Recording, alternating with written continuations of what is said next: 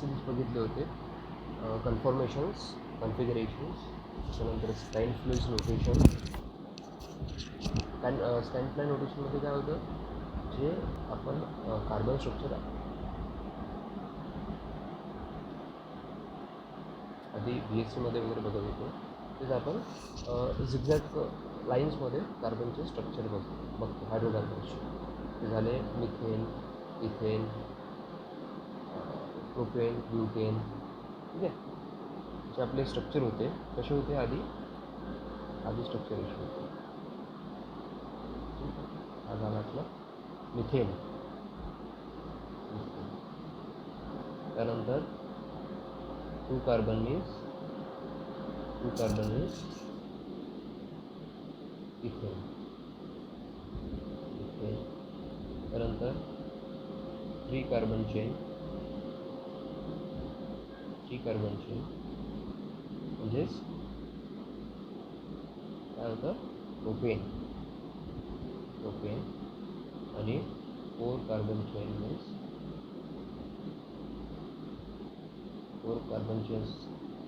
काय होतं, butane.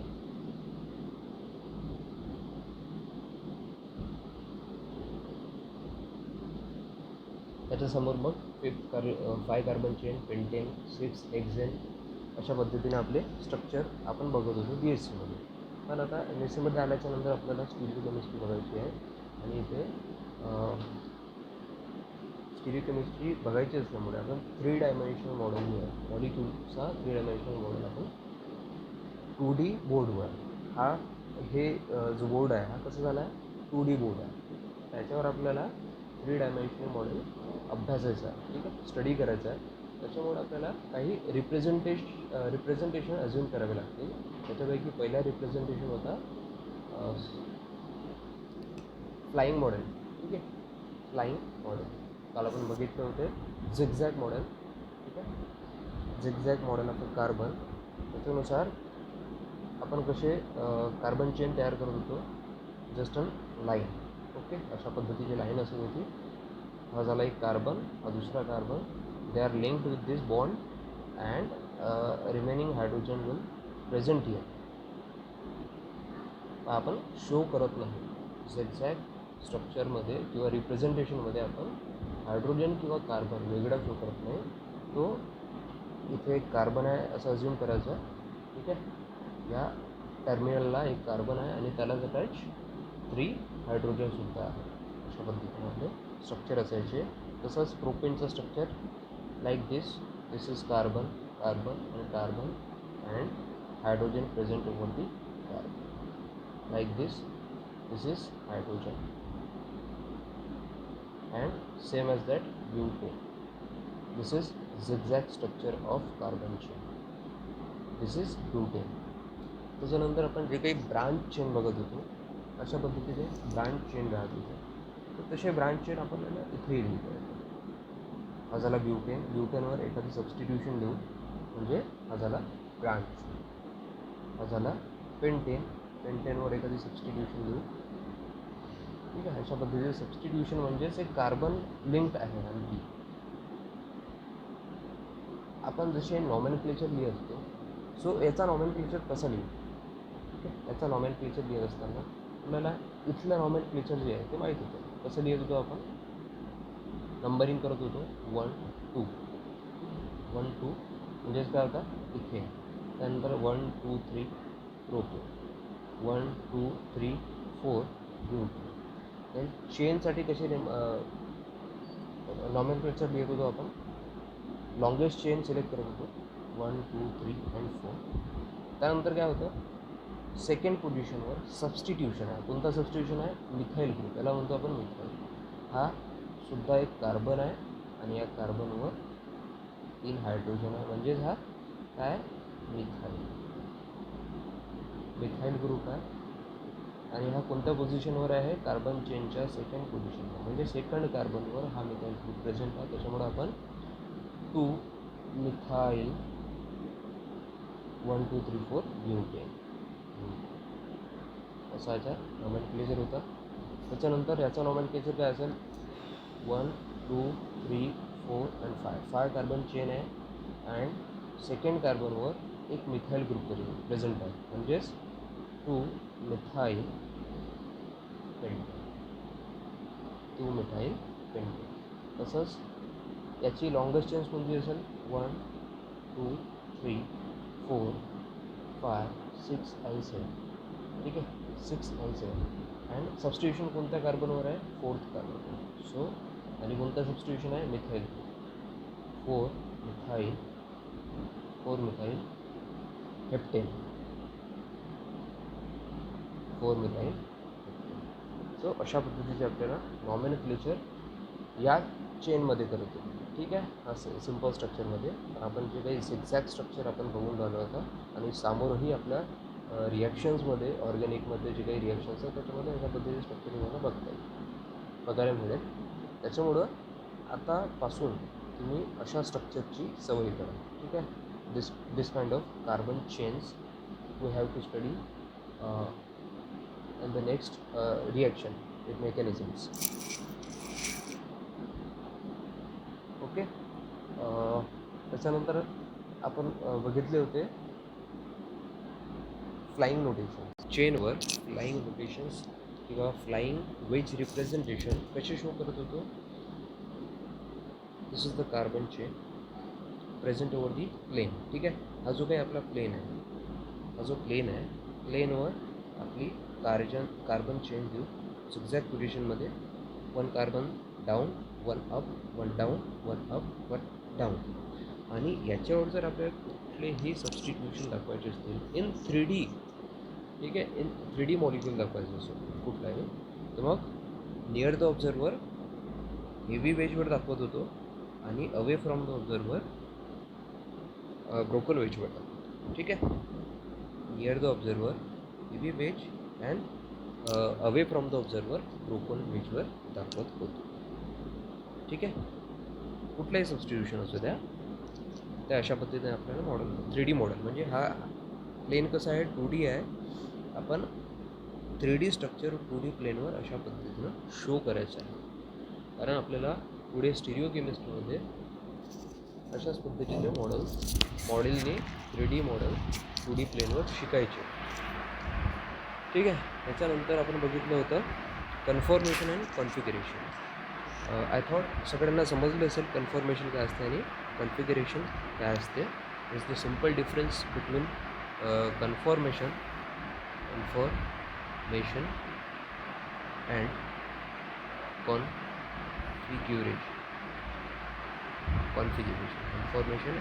Configuration. काय डिफरन्स होता याच्यामध्ये?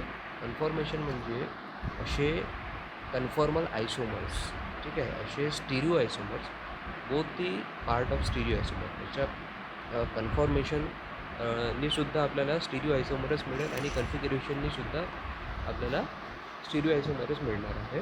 पण याच्यामध्ये डिफरन्स काय असतो?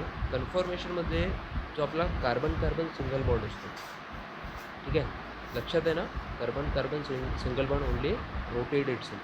ओके, रोटेट होऊ शकते. कार्बन डबल बॉन्ड किंवा ट्रिपल बॉन्ड हा रोटेट होऊ शकत नाही. सो कार्बन सिंगल बॉन्ड ला एका कार्बनच्या रिस्पेक्टमध्ये दुसरा कार्बन जो आहे तो जर आपण रोटेट केला तर आपल्याला दुसरं आयसोमर मिळेल. ठीक आहे, so isomer is get after rotation. ठीक आहे, रोटेशनमधून जो काही आपल्याला आयसोमर मिळेल त्याला आपण म्हणतो कन्फॉर्मेशनल आयसोमर. काय म्हणतो आपण? कन्फॉर्मेशनल स्टिरिओ आयसोमर किंवा आयसोमर. आणि कॉन्फिगरेशनल आयसोमर म्हणजे कुठलेही बॉन्ड ब्रेकिंग आणि मेकिंग. ठीक आहे, काही बॉन्ड ब्रेकिंग किंवा मेकिंग, बॉन्ड ब्रेकिंग किंवा मेकिंगमुळं जो काही आयसोमर मिळेल त्याला आपण म्हणतो कन्फिगरेशनल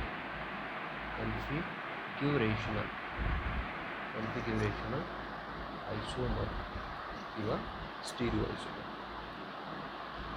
तर स्टिरिओ आयसोमर म्हणजे समजलं का तुम्हाला? स्टिरिओ आयसोमर म्हणजेच इन द स्पेस, ठीक आहे, स्पेसशी रिलेटेड. त्या स्पेसमध्ये जो काय आता हा आपला प्लेन समजा, ठीक आहे, हा मॉलिक्यूल कन्सिडर करू. हा एक मॉलिक्यूल आहे आणि याच्यावरची जी काही स्पेस आहे, याच्यावरची जी काही स्पेस आहे त्याच्यावर जे सबस्टिट्यूशन्स प्रेझेंट असतील आणि या सबस्टिट्यूशन जर आपण काहीतरी थोडी बहुत एनर्जी लावून जसे असे सबस्टिट्यूशन्स आहे थोडे बहुत आपण रोटेट केले, ठीक आहे, असे सबस्टिट्यूशन होते, याला अशा पद्धतीने रोटेट केले.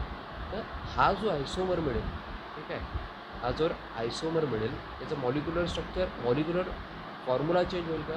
नाही, molecular formula as it is राहील, पण molecular structure may be change, ठीक आहे. तो चेंज कशामुळे होत आहे? Due to shifting of this two group in the air, ठीक आहे, इन दी तो स्पेस जो आहे, ठीक आहे, तो जो स्पेस आहे त्याच्यामध्ये आपण तो स्ट्रक्चर काय करतो, रोटेट करतो किंवा ब्रेक करून दुसऱ्या ठिकाणी बाइंड करतो. याच्यामधून जे काही आयसोमर्स मिळतील ते आधीच्या आयसोमर्सपेक्षा, आधीचा जो काही मॉलिक्यूल आहे ओरिजिनल मॉलिक्यूलपेक्षा त्याची जी काही प्रॉपर्टी असेल, ठीक आहे, प्रॉपर्टी काय असेल, डिफरंट असेल. केमिकल प्रॉपर्टी म्हणा किंवा फिजिकल प्रॉपर्टी म्हणा, ठीक आहे, जे काही असेल पण ते डिफरंट असेल ओरिजिनल मॉलिक्यूलपेक्षा. आणि म्हणूनच आपण स्टिरिओ आयसोमरमध्ये सगळ्या गोष्टी शिकत असतो, ठीक आहे. सिम्पल मॉलिक्यूल आजपर्यंत आपण सिम्पल मॉलिक्यूल बघत आलो आणि त्याची property, melting point, boiling point सगळं बघत आलो. पण स्टिरिओ केमिस्ट्रीमध्ये मॅजिकल पार्ट असा आहे की मॉलिक्यूल सेम आहे, त्याचं कॉन्स्टिट्यूशन सेम आहे, मॉलिक्युलर स्ट्रक्चर जवळजवळ same. Due to rotation of one single bond, एका सिंगल बॉन्डच्या रोटेशनमुळे complete property of that molecule will change, ठीक आहे, complete property of that molecule will changes. आणि आपल्या नेचरमध्ये असे काही मॉलिक्युल्स आहेत जे पर्टिक्युलर आयसोमर्सच आपण कन्झ्युम करू शकतो किंवा त्याच्यामुळंच आपली जे रिॲक्शन आहे ते प्रोसीड होऊ शकते. जसे आपल्या बॉडीमध्ये एन्झाईम्स आहेत, ठीक आहे, काही एन्झाईम्स आहेत, तर त्या एन्झाईममुळे एखादा आयसोमर, ठीक आहे, कुठलाही एक ऑप्टिकली प्युअर आयसोमर डायजेस्ट होऊ शकतो, त्याच्या व्यतिरिक्त नाही होऊ शकत. त्याच्यामुळे आपण नेचरशिवाय डील करत असतो, नेचरमध्ये जो काही केमिस्ट्री बघत असतो ते नेहमी स्टेरिओ स्पेसिफिक किंवा स्टेरिओ सिलेक्टिव्हच बघायला मिळतं, ठीक आहे. त्याच्यानंतर आपला जो नेक्स्ट टॉपिक आहे तो प्रोसीड करणार आहोत आपण कन्फॉर्मेशन. सो कन्फॉर्मेशन आपण काय म्हटलं आहे, कुठलाही एक बॉन्ड रोटेट करू, ठीक आहे. कन्फॉर्मर आयसोमर कसे ओळखता येईल आपल्याला, काल आपण डिस्कस केलं होतं, हा एक्झाम्पल घेतला होता, हा अल्डिहाइड ग्रुप आणि याच्यावर सबस्टिट्यूशन्स होते, कुठलेही सबस्टिट्यूशन देऊ, हा एक आर ग्रुप, हा एम ग्रुप आणि इकडे एच, ठीक आहे. तर आपल्याला कन्फॉर्मेशन करायचं आहे, कन्फॉर्मेशनल आयसोमर मिळवायचं आहे. तर आपण काय करू, मग एक बॉन्ड रोटेट करू, ठीक आहे. हा जो बॉन्ड आहे हा सिंगल बॉन्ड आहे, या कार्बनमधला आणि या कार्बनमधला जो सिंगल बॉन्ड आहे, सिंगल बॉन्ड आहे, तो आपण काय करू, रोटेट करू, ठीक आहे. रोटेट केल्यामुळे काय होईल, हा हायड्रोजन जो आहे हा बॅक प्लेन आहे, ठीक आहे, प्लेनच्या मागे आहे. हा आर ग्रुप प्लेनच्या समोर आहे आणि एम ग्रुप जो आहे तो प्लेनवर आहे, ठीक आहे. तर जेव्हा आपण रोटेट करू, ठीक आहे, इमॅजिन करा हे तीन ग्रुप, ठीक आहे, इमॅजिन करा हे तीन ग्रुप आहे, हा प्लेनवर आहे, एम ग्रुप प्लेनवर आहे, ठीक आहे, म्हणजे जो काही आपला प्लेन आहे त्याच्यावर प्रेझेंट आहे. हा आर ग्रुप आहे जो प्लेनच्या बाहेर आहे, म्हणजे नियरर टू ऑब्झर्वर आहे. आणि हा जो एच ग्रुप आहे तो प्लेनच्या मागे आहे, ठीक आहे, बॅक ऑफ प्लेन आहे. मग जेव्हा आपण हा जो बॉन्ड आहे, ठीक आहे, हा जो कार्बन आहे, हा जो कार्बन कार्बन बॉन्ड आहे त्याला घेऊन आपण रोटेट करू, ठीक आहे. रोटेट केल्यामुळे काय होईल, आता हायड्रोजन एम ग्रुप किंवा आर ग्रुपची सगळी पोझिशन चेंज झाली आहे, चेंज झाली. तर मग तो चेंज कसं लिहू आपण, बघा, हा आर ग्रुप, हा एच ग्रुप आहे, आपण असे रोटेट करू, म्हणजे हा एच ग्रुप या पोझिशनवर जाईल, एमच्या पोझिशनवर जाईल, एम हा आरच्या पोझिशनवर जाईल आणि आर हा एचच्या पोझिशनवर जाईल. हा बॉन्ड ॲज इट इज राहील. काय होत आहे, एच हा एमच्या पोझिशनवर चालला, एच हा प्लेनवर चालला, एम हा आरच्या पोझिशनवर येईल, हा जो एम आहे जो प्लेनवर होता तो आरच्या पोझिशनवर येईल, म्हणजेच प्लेनच्या बाहेर येईल आणि आर जो आहे हा एचच्या पोझिशनवर येईल. आर जो आहे तो एचच्या. तर अशा पद्धतीचा हा आपल्याला आयसोमर मिळाला, स्टेरिओ आयसोमर. सो हा जो स्टेरिओ आयसोमर असेल याची प्रॉपर्टी याच्यापेक्षा वेगळी असेल. ठीक आहे, ती काही जी काही प्रॉपर्टी असेल आपण समोर बघू, पण हा आणि हा सारखा मॉलिक्यूल नाही. याची प्रॉपर्टी वेगळी आहे आणि याची प्रॉपर्टी वेगळी आहे. फॉर एक्झाम्पल याचा एखाद्या सॉल्वंटमध्ये डिझॉल्युशन प्रॉपर्टी जी आहे ती वेगळी आहे. याचा एखाद्या सॉल्वंटमध्ये डिफरंट सोल्युबिलिटी आहे. ठीक आहे, बॉइलिंग पॉईंट, मेल्टिंग पॉईंट वेगळी आहे. किंवा आणखी रिॲक्टिव्हिटी, रिॲक्शन्स, हा जे रिॲक्शन देईल, ज्या स्पीडनं रिॲक्शन देईल तो हा देऊ शकतो. सो एवढा डिफरन्स असते दोन्ही आयसोमर्समध्ये. सो अशा पद्धतीनं आपल्याला कन्फर्मेशन डिस्कस करायचं आहे समोर. सो कन्फर्मेशन डिस्कस करत असताना आपण सगळ्यात पहिला एक्झाम्पल व्हेरी सिम्पल एक्झाम्पलपासून स्टार्ट करूया. कन्फर्मेशन नेमकं काय असतं ते. सो आपल्याला माहीत आहे इथेन मॉलिक्यूल. इथेन मॉलिक्यूलमध्ये जेव्हा आपण कन्फर्मेशन बघतो त्याला तेव्हा आपण न्यूमन्स प्रोजेक्शन हा एक रिप्रेझेंटेशनचा पार्ट आहे. तो न्यूमन्स प्रोजेक्शन माहीत असणं आवश्यक आहे. तो या एक्झाम्पलसोबत न्यूमन्स प्रोजेक्शन आपण कसे काढू तेही डिस्कस करून घेऊया. न्यूमन्स प्रोजेक्शन, त्याच्यानंतर sawhorse projection, then Fischer projection. असे वेगवेगळे प्रोजेक्शन्स आहेत ते आपण जसे जसे आपल्याला कामात पडायचे आहे ते आपण शिकत जाऊ. तर आपल्याला सध्या न्यूमन्स प्रोजेक्शन बघायचं आहे. Newman projection. So we will start with a ethane molecule. Ethane मॉलिक्यूलचं स्ट्रक्चर कसं आहे, CH3 CH3. ठीक आहे, 2 कार्बन चेन म्हणजेच इथेन मॉलिक्यूल. सो इथेन मॉलिक्यूलचा आपण स्ट्रक्चर कसा काढला होता, झिगझॅगमध्ये असा स्ट्रक्चर होता. तर आता न्यूमन्स प्रोजेक्शनमध्ये आपल्याला कसं काढता येईल, हा असा इथेनचा स्ट्रक्चर होता. याच्यावर काय होते, 3 हायड्रोजन होते. ठीक आहे, 3 हायड्रोजन्स होते. तर हा जो एक्झाम्पल आहे हा सॉ हॉर्स प्रोजेक्शन झाला. सॉ हॉर्स प्रोजेक्शन आपल्याला असं बघायला मिळेल.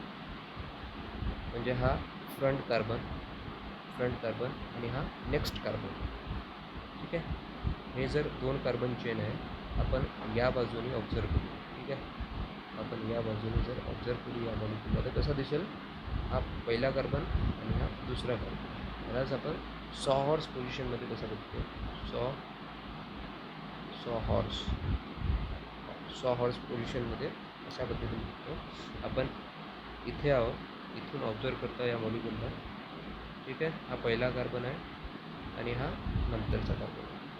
याच्यावर कशा पद्धतीने हायड्रोजन्स आहे, अशा पद्धतीने हायड्रोजन्स अटॅच आहे. अशा पद्धतीने हायड्रोजन अटॅच आहेत.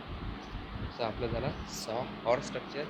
आणि याच्यापासून आता आपण न्यूमन्स प्रोजेक्शन कसं असतं ते बघूया. न्यूमन्स प्रोजेक्शन काही नाही, सिम्पल आहे. सेम ॲज ऑब्झर्व करा, आपण इथूनच हा मॉडेल बघत आहोत. ठीक आहे, इथूनच हा मॉलिक्यूल बघत आहोत, इथेन मॉलिक्यूल. इथून आपल्याला सगळ्यात पहिले काय दिसतं आहे, कार्बन नंबर 1 दिसतं. ठीक आहे, मग कार्बन नंबर 1 जो आहे तो आपण डॉटने रिप्रेझेंट करू. जो पहिला कार्बन आहे तो कशाने रिप्रेझेंट करू, एका डॉटने रिप्रेझेंट करू. आणि त्याच्यावरचे जे काही सबस्टिट्यूशन असतील ते अशा पद्धतीने काय आहे, पहिल्या कार्बनवर हायड्रोजन, 3 हायड्रोजन्स आहे. ठीक आहे, hydrogen number 1, hydrogen number 3, hydrogen number बरोबर. कुठल्या साईडला कोणता हायड्रोजन आहे किंवा कुठलं सबस्टिट्यूशन आहे ते बरोबर लक्षात ठेवायचं आहे. आणि तसंच आपल्याला इथे लिहायचं आहे न्यूमन्स प्रोजेक्शनमध्ये. आणि हा झाला कार्बन नंबर 1, आणि त्याच्यानंतर जो या कार्बनच्या मागे दिसते आपल्याला, जो कार्बन मागे दिसतो आहे आपल्याला एक सर्कलने रिप्रेझेंट करतो. दिस इज द कार्बन नंबर 2. आणि त्याच्यावर जे काही सबस्टिट्यूशन असतील तेही आपल्याला अशा पद्धतीने शो करायचं आहे. म्हणजे हा बघा, हा कार्बन मागचं झाला आणि या कार्बनवर सबस्टिट्यूशन्स असतील. हा हायड्रोजन, हा एक हायड्रोजन आणि हा हायड्रोजन. लक्षात घ्या, हा हायड्रोजन आणि हा हायड्रोजन अगदी एकामेकांच्या मागे आहे. ठीक आहे, बिलकुल एकामेकांच्या मागे आहे. हे असे साईडला दाखवण्यात आले आहे, तुम्हाला बरोबर समजलं पाहिजे म्हणून, पण अगदी एकामेकांच्या मागे आहे. म्हणजे इक्लिप्स पोझिशन म्हणतो ना, इक्लिप्स पोझिशन. जेव्हा आपण इक्लिप्स, तुम्ही ग्रहण ऐकले असेल.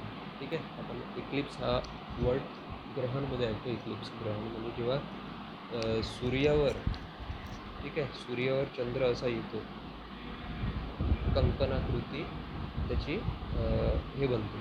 ठीक आहे, असं शेप दिसते. इथं पूर्ण ब्लॅक ब्लॅक दिसेल, तो पूर्ण ब्लॅक ब्लॅक दिसतो आणि या बाजूला थोडं थोडं ब्राईटनेस राहतो.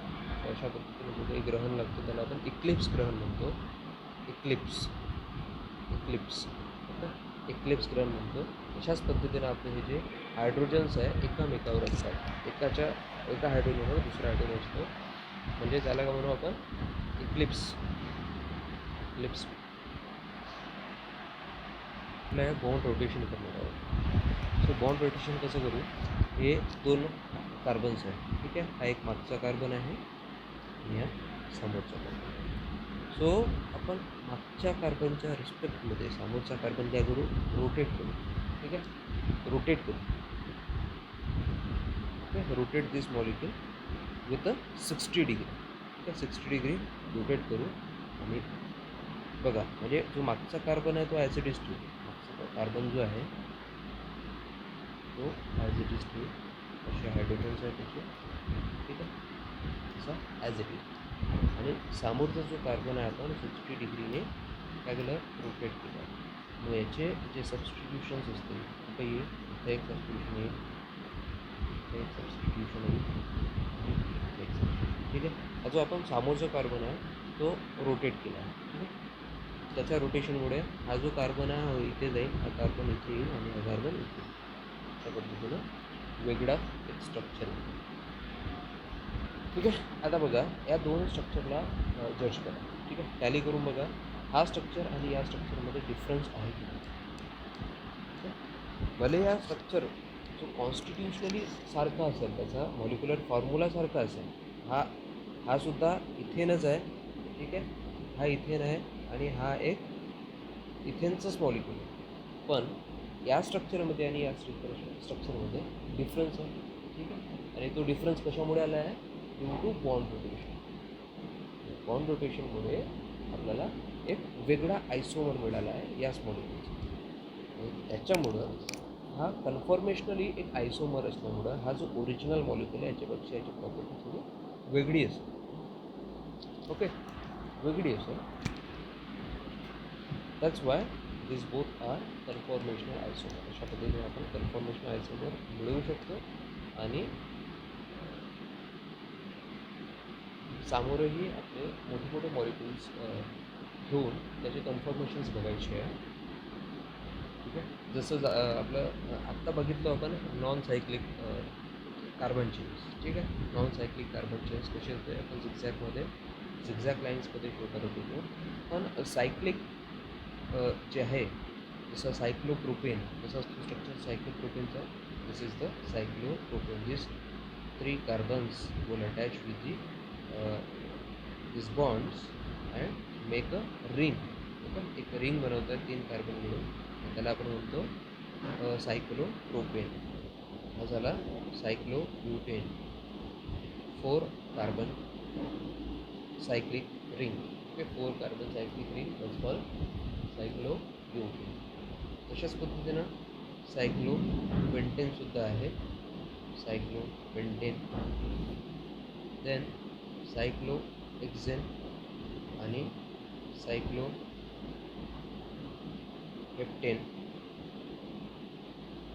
सायक्लोहेप्टेन. 7 कार्बन जिथे असते सायक्लोहेप्टेन. अँड आपल्या सिलेबसमधला लास्ट वन इज सायक्लोऑक्टेन. ठीक आहे, 8 कार्बन सायक्लिक रिंग जो तयार करतो त्याला आपण म्हणतो सायक्लोऑक्टेन. ऑक्टेन. तर किती 3 membered cyclic ring, 4 membered cyclic ring, 5 membered cyclic ring, cyclopropane, cyclobutane, cyclopentane, 6 membered cyclic ring, cyclohexane, 7 membered cyclic ring, cycloheptane, and 8 membered cyclic ring is cyclooctane. Okay, cyclooctane. So आपल्याला आपल्या सिलेबसमध्ये 5 membered ring to 8 membered ring हे 4 cyclic ring आपल्याला कन्फॉर्मेशनमध्ये discuss करायचं आहे की याच्यामध्ये कन्फॉर्मेशन्स कसे असतील, कोणते कन्फॉर्मल आयसोमर्स स्टेबल असतील, कोणते अनस्टेबल असतील, त्याच्यावरचे सबस्टिट्यूशन कुठल्या पोझिशनला स्टेबल असेल, किती नंबर ऑफ म्हणजे मोनो सबस्टिट्युटेड, डाय सबस्टिट्युटेड, ट्राय सबस्टिट्युटेड. आपण स्पेसिफिकली फक्त 6 मेंबर्ड रिंगसाठी बघणार आहोत. 6 मेंबर्ड रिंग जी आहे त्याच्यामध्ये सबस्टिट्यूशन, मोनो सबस्टिट्यूशन, डाय सबस्टिट्यूशन हे कुठल्या पोझिशनवर असतील, ॲक्सियल, इक्विटोरियल अशा पद्धतीने पोझिशन्स राहते सायक्लोहेक्सेनवर.